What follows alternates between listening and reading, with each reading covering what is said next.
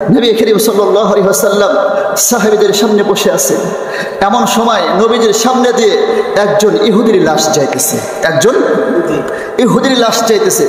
নবী করিম সাল্লাল্লাহু আলাইহি ওয়াসাল্লাম বসা, তখন নবীজির সামনে দিয়ে একজন ইহুদির লাশ যাইতেছে। নবী করিম সাল্লাল্লাহু আলাইহি ওয়াসাল্লাম হাওমাও করে কাঁদতেছেন। নবী করিম সাল্লাল্লাহু আলাইহি ওয়াসাল্লাম হাওয়া করে কাঁদতেছেন। সাহাবারা বললেন, ইয়া রাসূলুল্লাহ, এটা তো মুসলমান না, এটা ইহুদির লাশ যাইতেছে, ইহুদির লাশ যাইতেছে, এরপরেও আপনি কাঁদেন কেন? এরপরেও আপনি কাঁদেন কেন? নবী করিম সাল্লাল্লাহু আলাইহি ওয়াসাল্লাম জবাব দিতেছে, আমার কষ্ট লাগতেছে এই জন্য যে আমি কেন তারে বুঝাইয়া মুসলমান বানাইতে পারলাম না। আমার একজন ভাই কেন জাহান্নামী হবে? আমার একজন ভাই কেন জাহান্নামে হবে? এটা আমি সইতে পারি না, এটা আমি সইতে পারি না।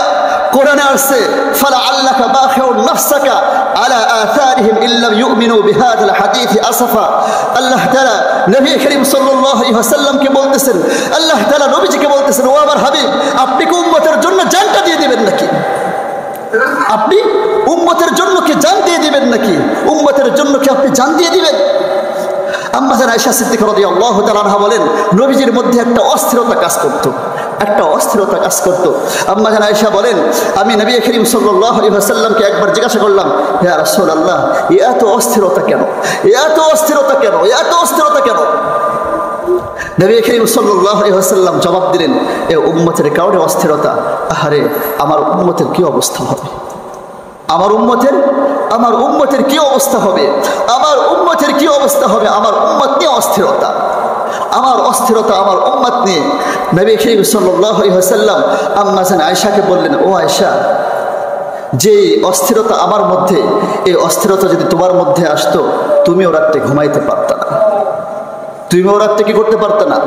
ঘুমাইতে পারতা না। আরে মুসলমান, হক্কারে ওলামায়ে কেরামের মধ্যে এখন অস্থিরতা, হক্কারে আলেমদের মধ্যে এখন অস্থিরতা, হক্কারে পীর মাশায়েখদের মধ্যে এখন অস্থিরতা। আহারে, নবী করিম সাল্লাল্লাহু আলাইহি ওয়াসাল্লামের উম্মতেরা, আল্লাহর বান্দারা জাহান্নামে চলে যাইতেছে। নবী করিম সাল্লাল্লাহু আলাইহি ওয়াসাল্লামের উম্মতেরা, আল্লাহর বান্দারা জাহান্নামে চলে যাইতেছে। একজন মুমিন, আহারে, এটা সইতে পারে না।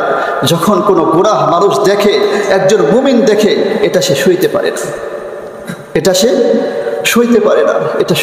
না, এর জন্য ও আমার মুসল্লি ভাইরা, ও আমার মুসলমান ভাইরা, এই দুনিয়াতে থাকা যাবে না। কি বলেন? এই দুনিয়াতে থাকা যাবে না, এই দুনিয়াতে কেউ থাকতে পারে নাই, আমরাও থাকতে পারবো না। আমাদের পূর্বপুরুষেরা এক সময় এই দুনিয়াতে, এই এলাকায় ছিল কি না? এখন নাই। এক সময় আমরাও থাকবো না, এক সময় আমরাও চলে যাব।